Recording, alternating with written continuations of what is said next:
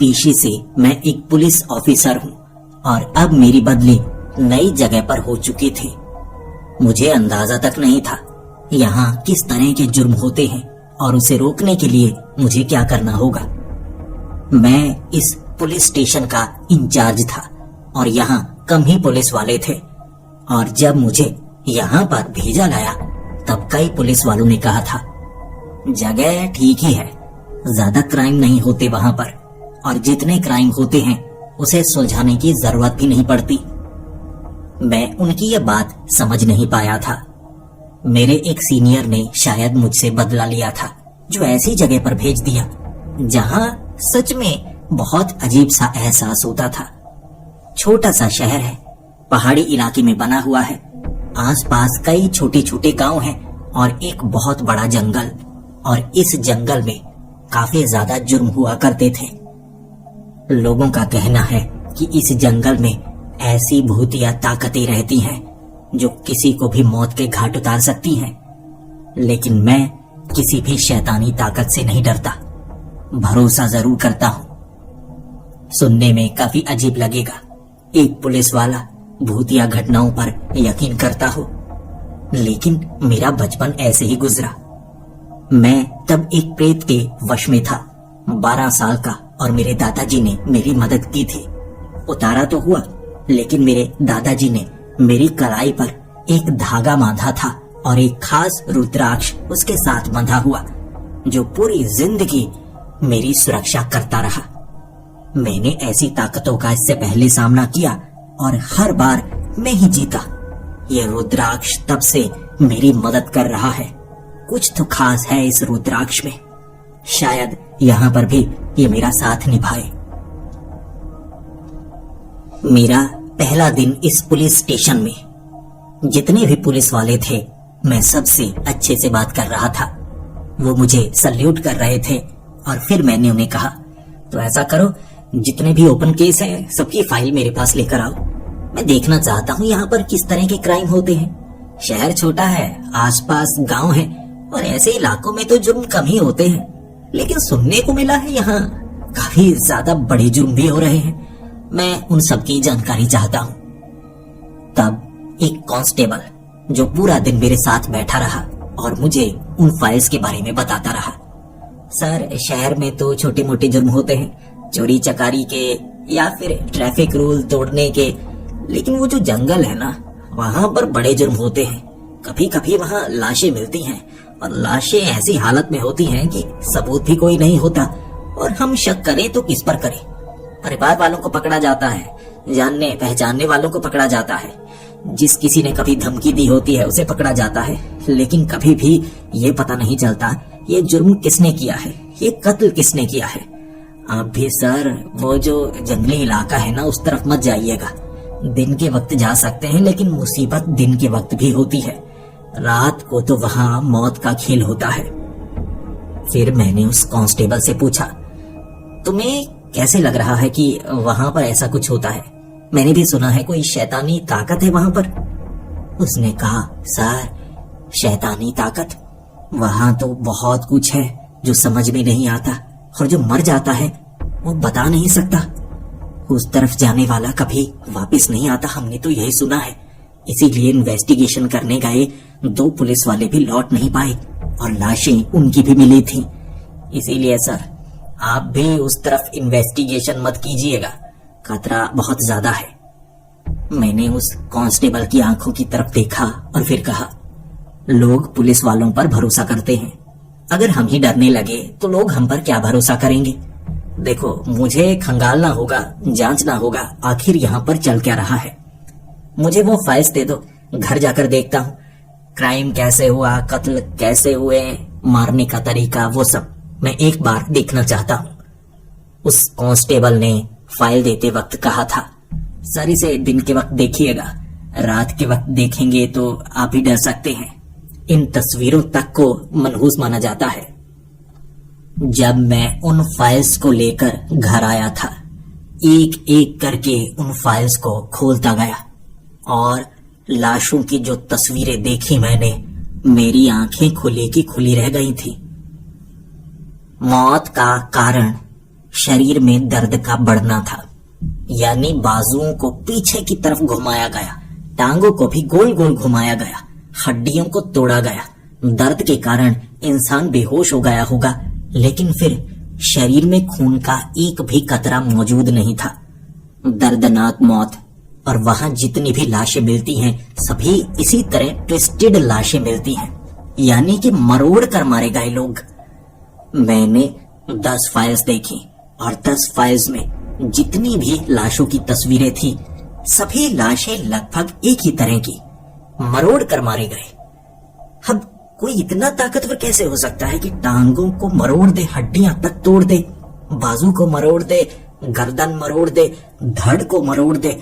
कोई है जो बहुत ताकतवर है, और मुझे नहीं लगता ये किसी इंसान का काम है।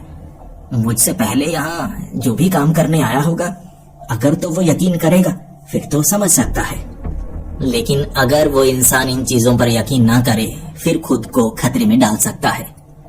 लेकिन लोगों की सुरक्षा के लिए मुझे इसके बारे में जानना होगा। ये धागा रुद्राक्ष वाला मेरी मदद करेगा। अगले दिन मैंने उस कांस्टेबल को कहा था, मुझे वो जगह दिखाना, मैं देखना चाहता हूँ कहाँ ये लाशें मिली हैं। और कांस्टेबल ने साफ कह दिया, सर मैं वहां नहीं जा सकता। सर मैं तो कभी वहां नहीं गया, एक बार गया था, एहसास हो चुका है मुझे, इसीलिए मैं बहुत पहले से ही वापस आ गया था। दूर से देखा था जंगल का वो वाला हिस्सा। मैं कहता हूँ सर आप ही मत जाइए। मैंने उसे धमकी दी, कैसे नहीं जाओगे, मैं तुम्हें सस्पेंड करवा दूंगा। और उसने मेरी आंखों में आंखें डालकर कहा, सर सस्पेंड करवाना चाहते हैं तो करवा दीजिए, मरने से तो अच्छा ही होगा। मैं वहां नहीं जाऊंगा और कोई भी पुलिस वाला आपके साथ वहां पर नहीं जाएगा। अगर आप भी वहां गए तो आपको भी खतरा है। मेरी बात मानिए सर, जिंदा रहना चाहते हैं तो वहां पर मत जाइए। जब सभी पुलिस वालों ने साफ मना कर दिया, धमकी से वो डर नहीं रहे थे, सबके सब सरकारी नौकरी छोड़ने तक को तैयार थे। और तब मुझे पता लगा यकीनन वहां पर कुछ न कुछ ऐसा है जिससे इतने ज्यादा पुलिस वाले भी डरते हैं। यहाँ किसी गैंगस्टर से, किसी गुंडे से वो बिल्कुल नहीं डरते, लेकिन जंगल के उस हिस्से में जाने से सबके सब डरते हैं। तो देखता हूँ उस हिस्से में है क्या। सुबह सुबह मैं उस तरफ बढ़ने लगा था। भले ही पुलिस स्टेशन का इंचार्ज था, लेकिन इस बार मुझे अकेले ही उसके बारे में पता लगाना था। छोटे शहर में यही नुकसान होता है। उस जंगल में आगे बढ़ते वक्त मुझे कोई भी जानवर नजर नहीं आया। जंगल के उस हिस्से में जानवर का ना होना इस बात का सबूत है कि यहाँ पर हो सकता है उन जानवरों के शिकारी हों। बड़े जानवर मिल सकते हैं, या सच में कोई ऐसी ताकत जो जानवरों तक को जिंदा नहीं छोड़ती। चलते चलते मैं एक ऐसी जगह पर पहुंचा, पेड़ों को देखकर हैरान था। वो पेड़ काले रंग के थे, उन पेड़ों की पत्तियां भी काले रंग की हो चुकी थी, और वो पेड़ मरे नहीं थे, जिंदा थे, लहलहा रहे थे, लेकिन काले रंग के। मिट्टी भी काली हो चुकी थी। जैसे जैसे उस जंगल में थोड़ा मैं आगे बढ़ा, इतना पता लग गया ये वो इलाका है जिसे शापित कहा जाता है, और यहाँ पर वो घटनाएं होती हैं। तभी मुझे लगा था कि तस्वीरों में जितनी भी लाशें हैं आसपास सब कुछ ब्लैक एंड व्हाइट क्यों शो हो रहा है, क्योंकि यहाँ पर काला ही रंग है हर तरफ। भूरे रंग की मिट्टी तक नजर नहीं आ रही, आसमान साफ, नीचे सब कुछ काला। और जब मैं वहां आगे बढ़ रहा, अचानक हवा का झोंका आया। उस हवा के झोंके ने मेरे बालों को पीछे से हिलाया। पीठ को छूकर गया होगा वो हवा का झोंका, लेकिन चेहरे पर हवा महसूस तक नहीं हुई थी। आगे वाले पेड़ जरा भी नहीं हिले, लेकिन पीछे वाले पेड़ काफी जोर से हिले। फिर जब मैं पीछे मुड़कर देख रहा कि क्या हुआ, ये कोई है पेड़ों के ऊपर जो पेड़ों को हिला रहा है, तब हवा का झोंका फिर से पीठ के पीछे मुझे छूकर गया। अब चारों तरफ हवा चल जरूर रही थी, लेकिन जिस तरफ मैं देखता वहां हवा बंद हो जाती, पेड़ हिलना धीरे धीरे रुक जाते, लेकिन जिस तरफ नजर नहीं होती पीठ के पीछे वहां हवा चलने लगती। और मुझे एहसास करवाया जा रहा था कि कुछ ऐसा है जो बहुत खतरनाक है। धीरे धीरे हवा काफी तेज चल रही थी और ये इलाका काफी डरावना सा लगने लगा। लेकिन मेरी हिम्मत मुझे जवाब नहीं दे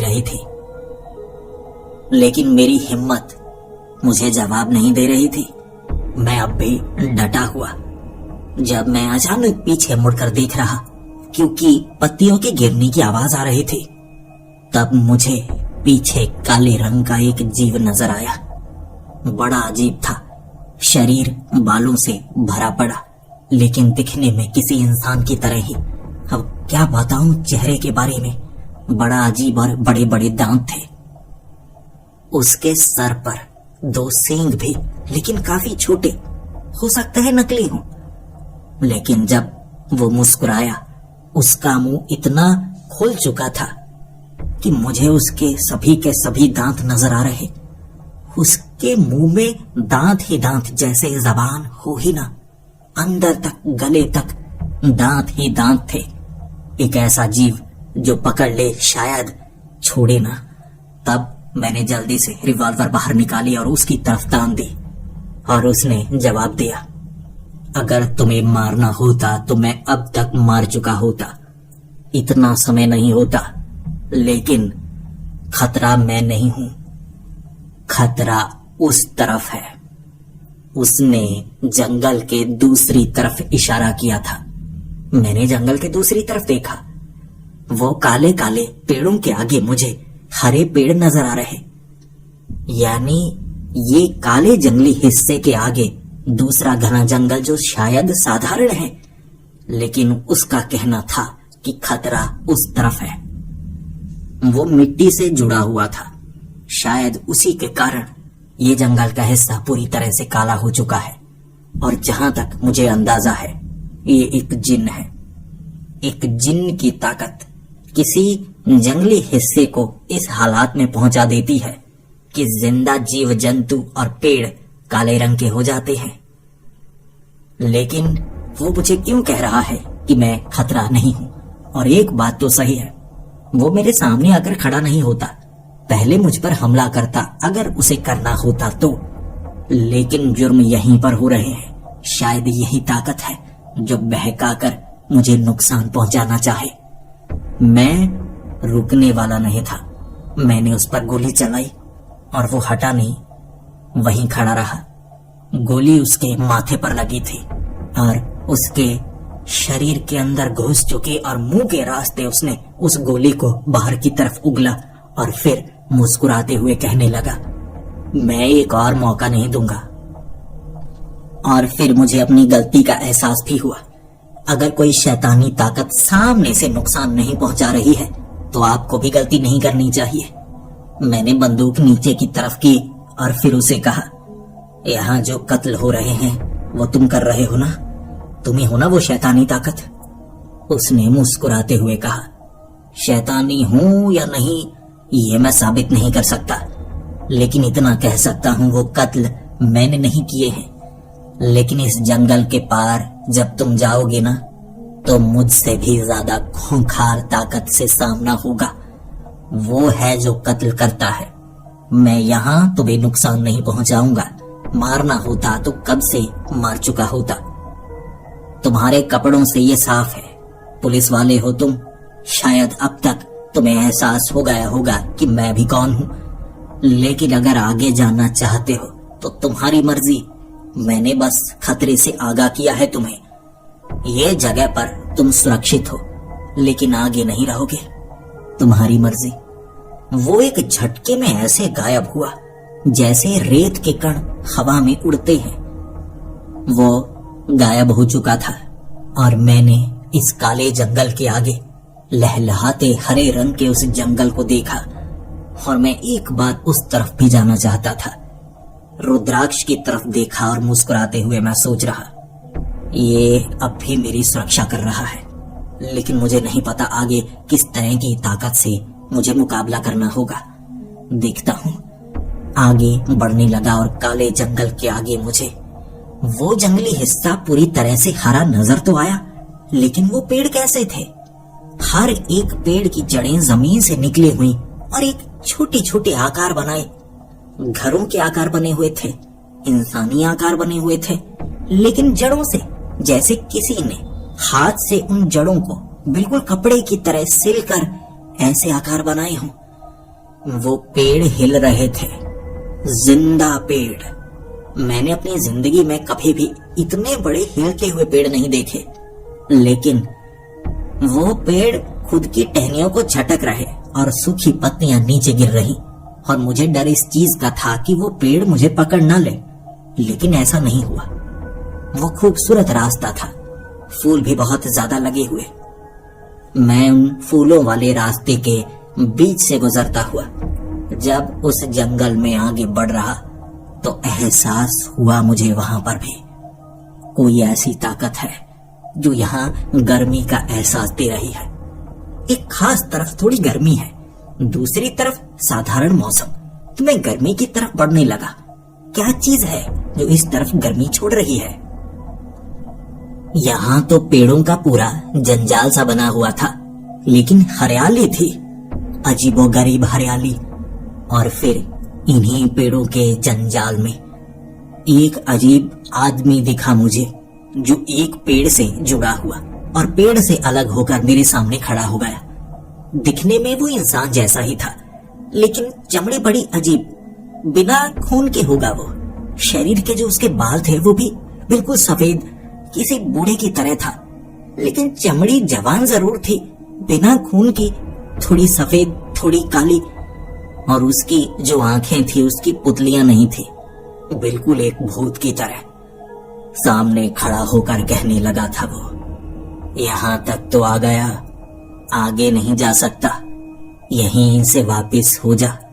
तुझे मारना होता तो मैंने पहले मार दिया होता।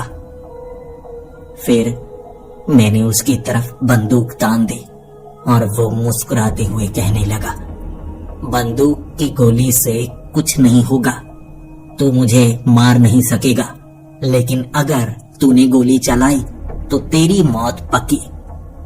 मैं समझ चुका था कि वो इंसान तो है ही नहीं, गोली चलाने का फायदा नहीं। कैसी कैसी ताकतें हैं यहाँ पर। फिर मैंने उससे सवाल पूछा, कौन हो तुम? और उसने मुझे एक ही जवाब दिया, वेताल, ये जंगल का हिस्सा मेरा है, तुम मेरी इजाजत के बिना यहां नहीं आ सकते, जिंदा वापस जाने का मौका देता हूं मैं। फिर मैंने उससे सवाल किया, अगर इतनी आसानी से वापस जाने का मौका दे देते हो तो बाकियों को मौत के घाट क्यों उतारते हो? उसने कहा, मैंने कभी किसी को नहीं मारा, लेकिन अगर कोई मुझे नुकसान पहुंचाने की कोशिश करेगा तो भविष्य की जिम्मेदारी मैं नहीं ले सकता। तुम्हारे पीछे जो जंगल है उसका रंग देखकर ही तुम पहचान सकते हो कि वहां क्या होगा, और जो है वही कत्ल करता है, मैं नहीं करता। तुम उस तरफ से आ रहे हो, जिंदा बचकर आ गए तो तुम्हारी खुशकिस्मती है। यहां से घूम कर निकल जाओ, वापस वहां मत जाना। और फिर मैं हैरान था, सच में पीछे वो काला जंगल और यहां तो हरियाली है। ये एक वेताल है, ये कत्ल नहीं करता तो क्या वो जिन ही करता है? लेकिन उसका कहना था कि जो यहां पर है वो मारता है। मैं एक पशु पेश में फंस चुका था, लेकिन सच में वेताल ने भी मुझे नुकसान नहीं पहुंचाया था। मैं हैरान परेशान क्या कर सकता था। थोड़ी बात की मैंने उससे, और वो हर बार यही कह रहा था, यहां सुरक्षित हो, लेकिन ज्यादा समय मत रुको, चले जाओ यहां से, ये मेरा जंगल है, मैं किसी अनजान को यहां रुकने दे नहीं सकता। तुम्हें यहीं जकड़ सकता हूं, लेकिन मैं किसी मासूम को मारता नहीं। तुम्हारे अगर इरादे गलत हुए, हो सकता है तुम्हें चोट पहुंचे, मैं तुम्हें रास्ता दिखाता हूं। मैंने उसे कहा, नहीं, मैं यहाँ कोई रास्ता ढूंढने के लिए नहीं आया हूं, मैं बस ये जानना चाहता हूं, अगर तुम नहीं मारते तो वो जिन्न मारता होगा, लेकिन उसका कहना है कि कत्ल तुमने किए हैं, तो तुम दोनों में से कत्ल किए किसने हैं? इतना तो साफ हो गया है, तुम दोनों एक दूसरे पर इल्जाम लगा रहे हो, और मैं एक पुलिस वाला हूं, सच का पता लगाना मेरा फर्ज है। दोनों ही मुझे खतरनाक लग रहे हैं, दोनों ही मुझे मासूम भी लग रहे हैं, मेरी समझ में कुछ क्यों नहीं आ रहा। फिर जैसे ही मैंने कलाई ऊपर की तरफ की, मेरी कलाई पर वो काला धागा जिससे वो रुद्राक्ष जुड़ा था, मुझे वो रुद्राक्ष थोड़ा थोड़ा चमकता हुआ महसूस होने लगा। और जब मेरे दादाजी ने ये खास रुद्राक्ष मेरी कलाई पर बांधा था, तब उन्होंने कहा था, पूरी जिंदगी ये रुद्राक्ष तुम्हारी सुरक्षा करेगा। जब ये चमकेगा समझो सामने बहुत बड़ी ताकत है, उसके बावजूद ये तुम्हारी सुरक्षा करेगा। और अब मैं जान चुका था, तो मैंने उस वेताल को कहा, तुम मुझे इसलिए जिंदा नहीं छोड़ रहे कि तुम अच्छे हो, बल्कि तुम्हारी मजबूरी है मुझे जिंदा छोड़ना। ये रुद्राक्ष जब तक मुझसे जुड़ा है तुम मुझे नुकसान नहीं पहुंचा सकते, लेकिन अगर ये रुद्राक्ष तुमने छू लिया तो तुम्हारे साथ कुछ बुरा जरूर होगा। या तो तुम यहाँ किसी चीज से जुड़ जाओगे या खत्म हो जाओगे। तो खुद को खत्म करना चाहते हो तो आओ, पहुंचाओ नुकसान। और वो वेताल मुस्कुराने लगा और फिर कहने लगा, चालाक बहुत हो तुम, लेकिन तुम्हें मुझ पर यकीन करना होगा। मैं तुम्हें ये रुद्राक्ष उतारने के लिए नहीं कह रहा। अगर तुम्हें मुझ पर भरोसा नहीं तो मत करो, लेकिन ये रुद्राक्ष तुम्हें उस जिन्न से भी बचाए रखेगा। लेकिन वो कपटी है, उस पर भरोसा मत करना। समझने की कोशिश करो। अब इन दोनों में से कोई तो ऐसी ताकत थी जो लोगों का कत्ल कर रहे थे। इस जगह को श्रापित बनाया था उसने। मुझे इस बात का पता लगाना था, दोनों में से वो कौन कर रहा है। या हो सकता है ये दोनों ही बुरे हों और मिलकर लोगों को मारते हों। मैं तब तक सुरक्षित हूं जब तक ये रुद्राक्ष मुझसे जुड़ा है, और सच का पता तो मुझे लगाना ही होगा। फिर मैंने उस वेताल को कहा, चलो मैं तुम्हारी बात मानता हूं, सबूत दो मुझे। उसने कत्ल किए हैं तो तुम्हारे पास कोई सबूत तो होगा, कुछ ऐसा जिस पर मैं भरोसा कर सकूं। और वो वेताल ने हंसते हंसते कहा, तो जाओ उस काले जंगल में, ढूंढो वहां पर सबूत। जैसा जैसा मैं कहता हूं वैसा वैसा करो, मिलेंगे सबूत। और पूछना उससे सवाल, क्या जवाब है उसके बारे में। उस वेताल ने कहा, जिन्न के पास जाना, उसके उस काले जंगल के आगे जो साधारण जंगल है, उन पेड़ों के ऊपर निशान देखना। जले के निशान है वो, जैसे किसी ने उन पेड़ों को जलाने की कोशिश की हो, जबकि उसका वो काला जंगल जलने के कारण ही काला है, लेकिन उसने फिर भी अपनी ताकत से जंगल को जिंदा रखा हुआ है। अपने हिस्से से बाहर निकलकर किस पर हमला किया उसने, क्यों पेड़ों को जलाया, किसे पकड़ा, किसे मारा। पूछना उससे सवाल। सबूत सभी हैं, देखोगे तो पता चल जाएगा। मैं फिर उस काले जंगल की तरफ गया। वहां से मैं गुजर रहा था तो उसे जिन्न ने एहसास दिला दिया, और जैसे ही उस काले जंगल से आगे साधारण जंगल में पहुंचा, साफ था पेड़ों के ऊपर जले के निशान, और वो पेड़ जलने के कारण मर चुके थे, जैसे कोई ताकत जो उन पेड़ों को जला चुकी हो। अब यह साफ था, वेताल सच बोल रहा है, जिन्न झूठ बोल रहा है। वो जिन्न मुझे नुकसान नहीं पहुंचा सकता, तो मैं उस पर दबाव बनाऊंगा, देखता हूं कहां तक टूटेगा। फिर उस काले जंगल में मैंने उस जिन्न के सामने खड़ा होकर कहा था, क्यों झूठ बोलते हो, अच्छा बनने का दिखावा करते हो। इस रुद्राक्ष के कारण तुम मुझे नुकसान नहीं पहुंचा पा रहे हो, लेकिन तुम्हारा सच मुझे पता लग गया, सबूत के साथ। तुम एक जिन्न हो, तुम जहन्नुम की आग से बने हो, तो आग तुम्हारी ताकत है। उसी आग से तुमने उन पेड़ों को जलाया जो तुम्हारी हद से बाहर थे। वो बड़े बड़े पेड़ों पर जो निशान हैं, वो तुम्ही ने बनाए हैं ना। तब वो मुस्कुराकर कहने लगा, वाह, फंसा लिया तुम्हें, फंसा लिया उस वेताल ने, सारा इल्जाम मुझ पर लगा दिया। वो बहुत चालाक है, उसने जैसे तुम्हें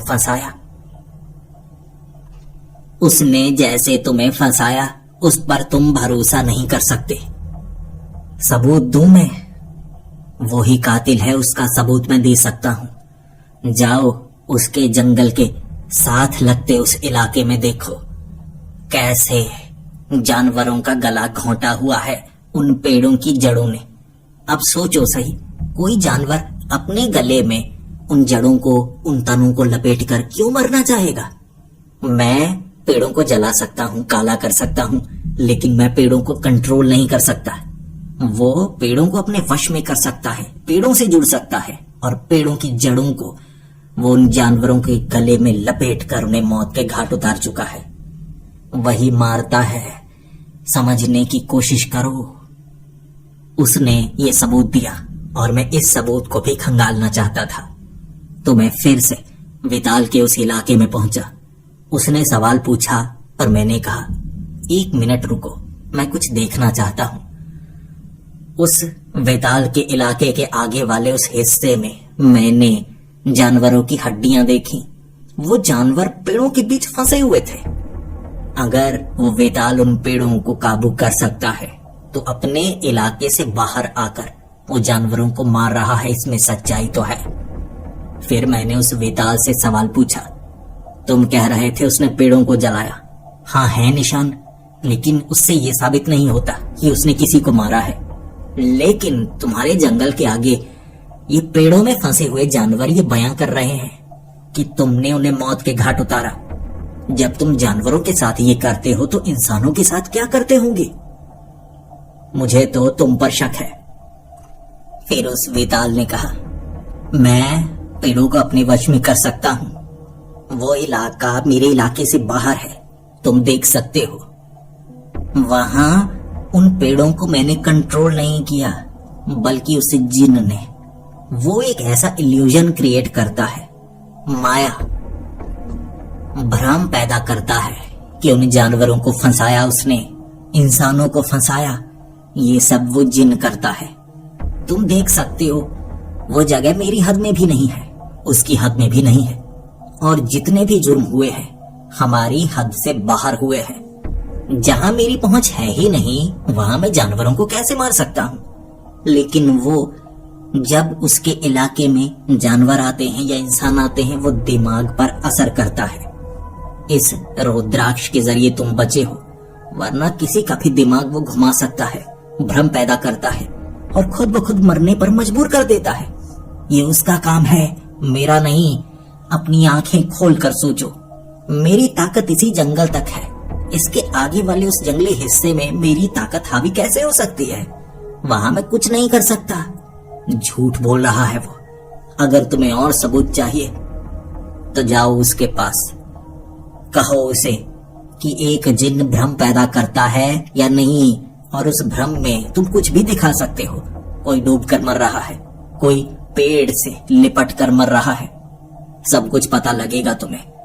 पूछो उस जिन्न से, सबूत खुद मिलेंगे, क्या वो मार सकता है या नहीं, क्योंकि वो झूठ बोल नहीं पाएगा, सच बोलना पड़ेगा उसे। फिर मैंने उस जिन्न से जाकर सवाल पूछे और वो कहने लगा, तुझे वो वेताल अपनी बातों में फंसा रहा है। कातिल वो है, मैं नहीं हूं। हाँ, मैं भ्रम पैदा कर सकता हूं और सबूत के तौर पर तुझे दिखा सकता हूं। जब खुद को बचाने के लिए, इस जंगल को बचाने के लिए मैंने ऐसा भ्रम पैदा किया जिसमें कई लोग फंसे लेकिन कोई मरा नहीं। वहां आगे जंगल के कुछ हिस्से जो उसकी हद के अंदर आते थे, वो अजीब तरह से कटे हुए, खड्डे बने हुए, और वो हिस्से का इस्तेमाल उसने नहीं किया था। इसीलिए उसने मुझे भ्रम जरूर दिखाए, और रुद्राक्ष पहना हुआ था मैंने, उसके बावजूद वो भ्रम मैं देख सकता था। मुझे ऐसा लग रहा है जैसे मैं पानी में डूब रहा हूं, लेकिन सांस ले पा रहा था। अगर वो मुझे भ्रम दिखाकर फंसाना चाहता तो पहले ही फंसा सकता था। उसने कहा, मैं बुरा नहीं हूं, वो वेताल बहुत चालाक है। सबूत चाहिए तुझे तो ले, एक और सबूत देता हूं। जो नदी उसके इलाके के बीच से बहती है, उसे वो श्रापित करता है, जहरीला करता है। फिर नदी में वो जहर बाकी जानवरों को मारता है। उसके इलाके में मरे हुए जानवर नहीं मिलेंगे ताकि उसके खिलाफ कोई सबूत ना मिले, लेकिन वो नदी जहां तक जाती है वहां तुम्हें कई मरे हुए जानवर मिलेंगे, पंछी मिलेंगे। वो पानी जहरीला है जो किसी को भी मार सकता है। मैंने उस वेताल के इलाके के आगे नदी के पास मरे हुए जानवर और पंछी देखे। वो पानी सच में जहरीला था। मैंने एहसास किया। उस पानी को घास के ऊपर डाला मैंने और घास अपने आप सड़ चुकी थी, एक एसिड की तरह। ये सवाल जब मैंने उस वेताल से पूछा तो वो कहने लगा, मैं इस पानी को जहरीला नहीं बनाता, ये पानी पहले से ही जहरीला है।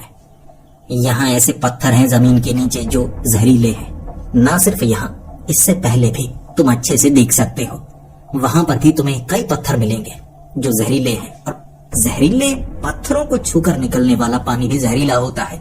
वैसे साफ नहीं कर सकता। अगर मेरे पास वो ताकत होती तो मैं ऐसा करता। पीछे से आ रहा पानी ही जहरीला है तो मैं क्या करूं? अब उस वेताल की बातों पर भी यकीन हो रहा, उस जिन की बातों पर भी यकीन हो रहा, और मुझे डर दोनों से लग रहा। ऐसा क्यों है जैसे दोनों मुझे फंसा रहे हैं? कहीं मैं दोनों के जंजाल में न फंस जाऊं और फिर मेरे साथ कुछ बहुत बुरा हो जाए। अब मुझे कांस्टेबल की वो बातें याद आ रही थी कि जो भी उस जंगल में जाता है बचकर वापस नहीं आता। तो मुझे लगा सबसे पहले तो मैं इस जंगल से बाहर निकलता हूं, देखता हूं कौन सी ताकत मुझे रोकने की कोशिश करती है। मैं दोनों के पास से निकला और उस जंगल को पार करके मैं वापस पुलिस स्टेशन आ चुका था। किसी ने मेरा रास्ता नहीं रोका और कांस्टेबल ने मुझसे पूछा था, वहां पर क्या हुआ सर, आप वहां जाकर वापस आ गए? मैंने उस कांस्टेबल को बताया, मुझे वहां दो ताकतों का एहसास हुआ है।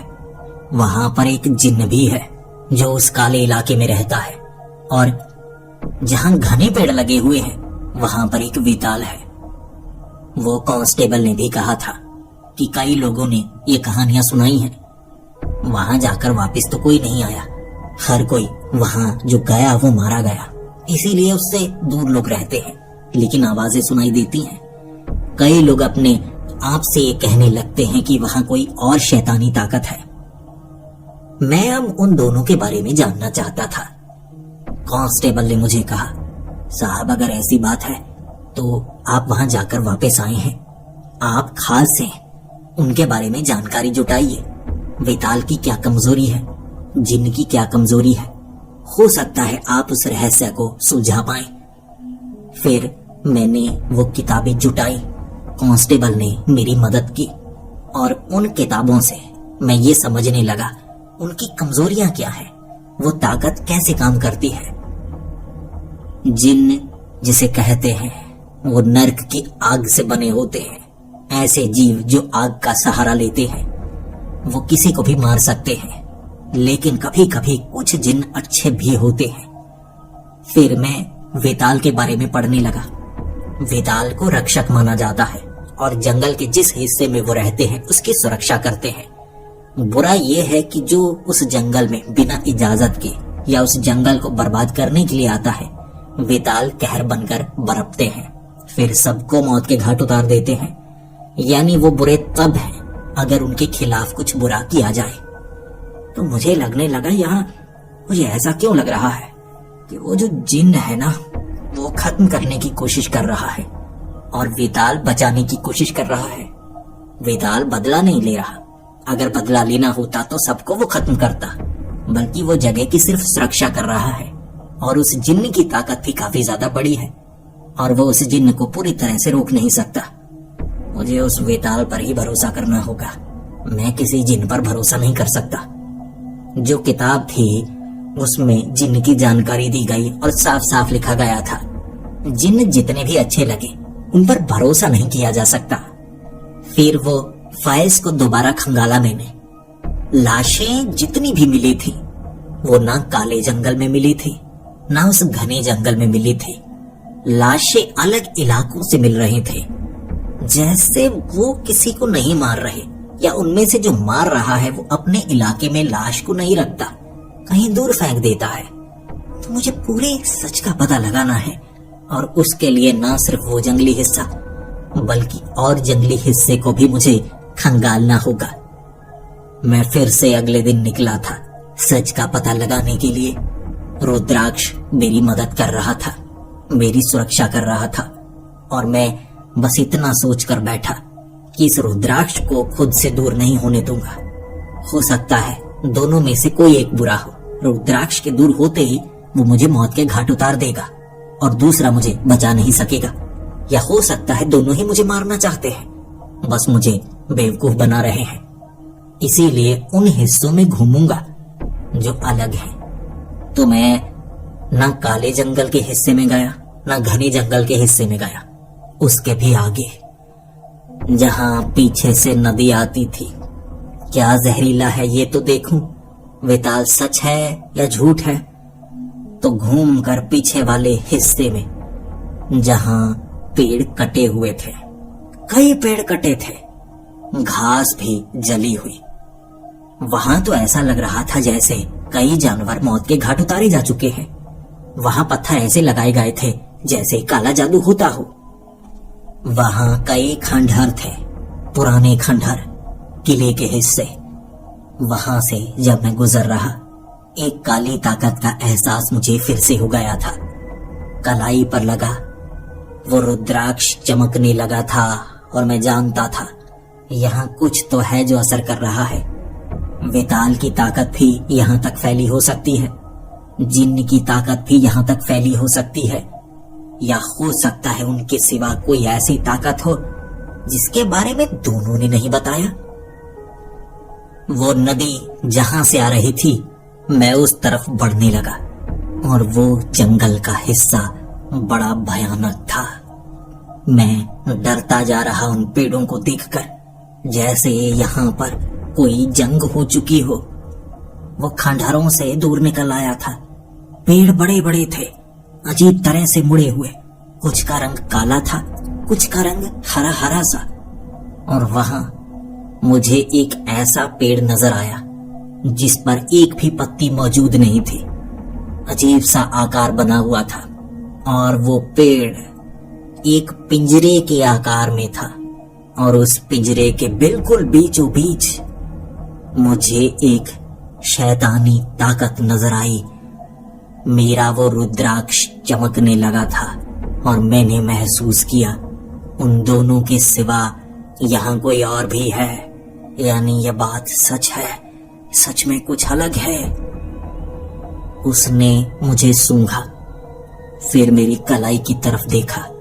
रुद्राक्ष को देखकर वो मुस्कुराया और फिर कहने लगा, तू यहाँ तक पहुंच आया, बड़े कमाल की बात है। यहाँ तक पहुंच गया है, जिंदा है, तो जिंदा वापस चला जा, वो तुझे जिंदा जोड़ेंगे नहीं। मैंने उसे कहा, वो वेताल और जिन? उसने कहा, हाँ, वो दोनों तुझे छोड़ेंगे नहीं, तुझे भटकाएंगे, तुझे फंसाएंगे, झूठ बोलेंगे। और अब तक तुझे पता चल गया होगा कि वो झूठ बोलते हैं, है ना? झूठ बोलते हैं ना? मैंने उसे कहा, हाँ ये तो है, वो झूठ बोलते हैं, लेकिन तुम भी उनमें से ही एक हो। उसने कहा, नहीं, देखो मुझे कैद किया गया है और इस कैद से मैं बाहर नहीं आ सकता। मैं तुम्हारी मदद करना चाहता हूँ। अगर तुम मुझे इस कैद से बाहर निकालना चाहते हो तो तुम्हें कुछ करना होगा, लेकिन वो आसान नहीं होगा। सबसे पहले तुम्हें उन दोनों का सच जानना होगा। इस रुद्राक्ष को पहने हुए तुम उनके सच को नहीं जान सकते, लेकिन तुम्हें खतरा भी है। रुद्राक्ष को उतारोगे तो तुम मारे जाओगे, लेकिन उनके झूठ को पकड़ना होगा। और इसके लिए मैं तुम्हें एक तरीका बताता हूं। उसने कहा, इस पेड़ को छुओ, तुम्हें सच का पता लगेगा। ये भ्रम नहीं होगा, ये एक दिव्य दृष्टि की तरह होगा। मैंने उस पेड़ को छुआ, लेकिन उस हाथ से जिसमें मैंने रुद्राक्ष नहीं पहना था। मैंने छुआ और मुझे महसूस हुआ जैसे यहां पर उस वेताल की ताकत है, उस जिन्न की भी ताकत है। और मुझे अजीब से सीन दिखने लगे। जब उस वेताल ने किसी को मारा, जब उस जिन्न ने किसी को मारा, वो दोनों मिलकर मारते हैं। ये मुझे दिखाया जा रहा, लेकिन ये सच है या नहीं, मुझे इसका पता कैसे चलेगा? वो शैतानी ताकत ने कहा, अपने इस रुद्राक्ष को वहां उतारना, फिर तुम्हें महसूस होगा, सच दिखेगा। अब यही सच का पता लगाने का तरीका है। मेरे दिमाग में भी एक आइडिया था। मैं रुद्राक्ष को खुद से दूर करूंगा, मुझे सच का पता भी लग जाएगा। लेकिन उस शैतान ने कुछ और बताया जो मेरे लिए हैरानीजनक था। उसने कहा जो वेताल है वो जिन के शरीर में है और जो जिन है वो वेताल के शरीर में है। दोनों के शरीर की अदला बदली हो चुकी है। ये रुद्राक्ष के दूर होने पर ही तुम्हें पता लगेगा। दोनों दिखेंगे, लेकिन रुद्राक्ष को उतारकर मैं कहता हूं उनके इलाके में मत जाना। उनकी ताकत की एक सीमा है। उनके इलाके से थोड़ा दूर रुद्राक्ष को उतारकर रख देना, फिर उन्हें बुलाना, लेकिन उनकी हद से थोड़ा बाहर रहकर। वो आएंगे, नुकसान नहीं पहुंचा पाएंगे। तुम देख पाओगे वो कितने क्रूर है, समझ पाओगे। और मैं कहता हूं दूर चले जाओ। तुम उन्हें नुकसान नहीं पहुंचा सकते, वो ताकतवर है और तुम तो एक कमजोर से पुलिस वाले। वो चाहता था कि मैं गुस्सा करूं, लेकिन मैं पुलिस वाला हूं, ट्रेंड हूं, जानता हूं हमें भी भटकाया जा सकता है और ऐसी शैतानी ताकतें तो कुछ भी कर सकती हैं। हो सकता है ये भी झूठ बोल रहा हो, तो मुझे पता लगाना होगा। मैंने ऐसा किया, लेकिन अपने तरीके से। मैंने रुद्राक्ष के उस धागे को नीचे नहीं रखा, बल्कि मैं उस काले जंगल में गया, हवा में उछाला उस रुद्राक्ष को। काली ताकत उसे छू नहीं सकती थी। आधा सेकंड था। मैंने उस वेताल की तरफ देखा, मैंने उस जिन की तरफ देखा, तो मुझे कुछ अजीब नहीं लगा। ऐसा ही मैंने वेताल के साथ किया। वो मुस्कुरा रहे थे और मैंने उन्हें कहा, मुझे एक शैतानी ताकत दिखी है, मुझे लगता है वो भी किसी को मार सकती है, सच बताओ। वो दोनों यही कह रहे थे। किसी और ने नहीं मारा। वेताल ने कहा जिन ने मारा, जिन ने कहा वेताल ने मारा, और उस तीसरी ताकत का वो नाम तक नहीं ले रहे। ऐसा लग रहा जैसे वो नाम ले ही नहीं पा रहे, उसके खिलाफ बोल ही नहीं पा रहे। और जब मुझे शक हुआ तो मैं शक को दूर करना चाहता था। यही उस शैतानी ताकत के सामने करके देखूं। जिस पिंजरे में वो बंधा था उसके सामने जब मैंने उस रुद्राक्ष को हाथ के पीछे उछाला था, तब वो मेरी तरफ हमला करने के लिए आया, लेकिन आधे सेकंड में रुद्राक्ष दोबारा मेरी हथेली में, और मुझे एहसास हुआ भ्रम वो भी दिखा रहा है, और ये तो सीधे सीधे मुझ पर हमला करना चाहता है। रुद्राक्ष की माला को कलाई पर पहन लिया मैंने और फिर उस पेड़ को देखने लगा।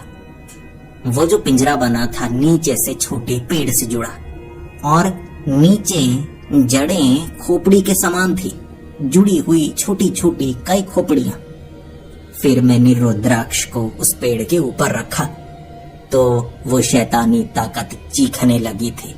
वो चिल्लाने लगा था, उसे दर्द हो रहा था। ये पवित्र रुद्राक्ष उसे दर्द दे रहा। मैंने सोचा अगर एक एक करके इन्हें खत्म करना शुरू कर दूं तो मेरे लिए काम आसान होगा। अगर ये मर सकता है तो मारूं, शैतानी ताकत है ये भी, इससे सौदा करने में कोई खास फायदा नहीं। मैं उस जंगल से बाहर निकला था और उस शैतानी ताकत ने कहा था, दोबारा मत आना, वो तुम्हें मार डालेंगे। अब किसी ने उस शैतानी ताकत के बारे में नहीं बताया था, वो क्या चीज है।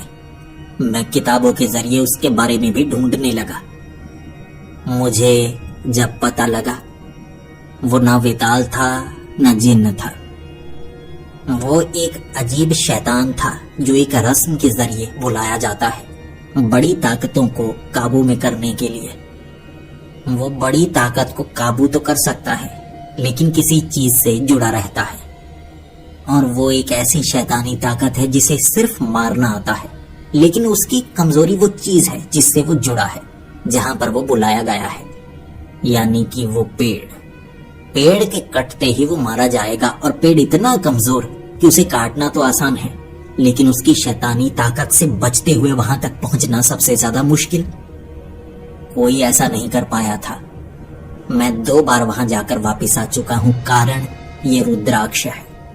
मेरी किस्मत मेरे हाथ में थी, और अब मैं उस पेड़ को काटना चाहता था, क्योंकि मुझे जिस चीज पर शक है मैं पता लगाना चाहता हूं ना तो जिन उसके बारे में बोल सकता था, ना वेताल बोल पा रहा।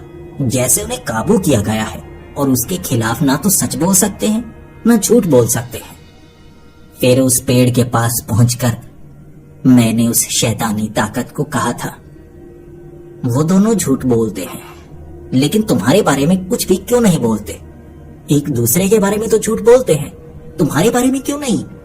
ऐसा क्यों लगता है जैसे तुमने उन्हें काबू में किया है? उसके पास मेरे सवालों के जवाब नहीं थे और मैं पहचान गया, झूठ ये बोल रहा है और इसका झूठ तो पकड़ा जा रहा है। मैंने पेड़ को काटना शुरू कर दिया और वो चीखने लगा। उसके शरीर से आग निकलने लगी थी। उसके शरीर में लकड़ी के जलने की आवाजें, जैसे हड्डियां टूट रही हों, वो जलने लगा और पेड़ जो नीचे से बहुत कमजोर, काट दिया मैंने और पूरा का पूरा वो पेड़ राख में तब्दील हो गया और वो शैतानी ताकत भी खत्म हुई।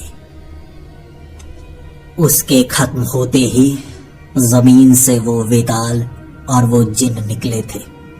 घेर लिया था उन दोनों ने मुझे। घबराहट हो रही थी मेरे मन में और फिर मैंने दोनों की तरफ देखकर मुस्कुराते हुए कहा था, तुम मुझे मार नहीं सकते, अब तुम्हारी बारी है। मुझे लगता है उसके मरने के बाद अब तुम मुझे मारना चाहोगे ताकि तुम्हें आजादी मिले। और उस वेताल ने कहा था, आजाद तो हम हो ही चुके हैं। उसे जिस रस्म के जरिए हमें काबू पाने के लिए बुलाया गया था, वो रस्म टूट चुकी है। अब तुम्हें हमारे साथ उलझने की जरूरत नहीं। हम दोनों आजाद हैं, हम दोनों यहाँ नहीं रहेंगे, किसी को डरने की जरूरत नहीं। फिर उस वेताल ने मुझे वो कहानी सुनाई इस जंगल से जुड़ी जो किसी को पता नहीं थी, वो श्रापित कहानी। इस जंगल की सुरक्षा ये वेताल करता था, लेकिन कुछ बुरे जादूगर जो इस वेताल पर काबू पाना चाहते थे ताकि ये जंगल पर काबू पा पाए, आसपास के जितने गांव थे वो उन सबको गुलाम बनाना चाहते थे। लेकिन एक वेताल को हराना उन जादूगरों के लिए आसान नहीं था, तो उन्होंने नर्क के जिन को यहाँ पर बुलाया था वेताल पर काबू पाने के लिए। लेकिन दोनों के युद्ध का निर्णय नहीं निकला। ताकत दोनों की बड़ी थी और उस जिन्न को एहसास हुआ वेताल बुरा नहीं कर रहा था, वो सुरक्षा कर रहा था और जिन्न ने उसका साथ दिया। वेताल की ताकत और बढ़ गई क्योंकि जिन्न उसके साथ था और जादूगरों ने इस बार कुछ इतना बड़ा किया ताकि दोनों को काबू में लाया जा सके। रस्म के जरिए उन्होंने एक ऐसी शैतानी ताकत को पैदा किया जो दोनों को श्रापित कर चुकी थी। अब इस पेड़ के साथ जुड़ गया वो शैतान और दोनों श्राप के कारण उसके खिलाफ कुछ बोल नहीं सकते थे। दोनों नहीं मार रहे थे किसी को, वो शैतान मार रहा था और ये एक दूसरे के खिलाफ तो बोल सकते थे, उसके खिलाफ नहीं बोल सकते थे। कई बार इन्होंने कोशिश की किसी को समझाने की, लेकिन श्राप इनकी जबान से वो शब्दों को निकालने देता ही नहीं था। तो इनके पास कोई रास्ता नहीं था, बल्कि लोगों को मरते हुए देखना ही पड़ा इन्हें जब तक मैं नहीं आया। मेरे पास वो रुद्राक्ष था जिस कारण मैं बचा हुआ, तो इन्होंने एक तरीका अपनाया। पुलिस वाला हूं ना मैं, तो इल्जाम एक दूसरे पर लगाते गए और मेरी बुद्धि की परीक्षा लेते गए कि मैं कभी तो शक करूंगा, कभी तो जांचने की कोशिश करूंगा। और जैसा वो कहते गए मैं वैसा करता गया। उन्होंने उस शैतान के खिलाफ कुछ भी बुरा या गलत नहीं बोला। मेरे दिमाग ने परखने के लिए उस जगह को ढूंढ निकाला और इस तरह उस शैतानी ताकत के अंत से दोनों को आजादी मिली थी। और जिसने ये सब कत्ल किए थे वो खत्म हो चुका था और इस जंगल की सुरक्षा अब वो वेताल करेगा और वो जिन्न जहां से आया था वहां चला जाएगा। ये इस रहस्य का अंत था और मुझे वहां से जाने का रास्ता भी बड़ी आसानी से मिल गया। इसके बाद उस जंगल में चाहे दिन हो या रात हो, किसी की मौत नहीं हुई, किसी को नुकसान नहीं हुआ। बल्कि लोग कहते हैं कोई भटक जाए अब उस जंगल में, कोई ऐसा मिलता है जो रास्ता दिखाता है, जो मदद करता है, जो ताकतवर है, और उस जंगल में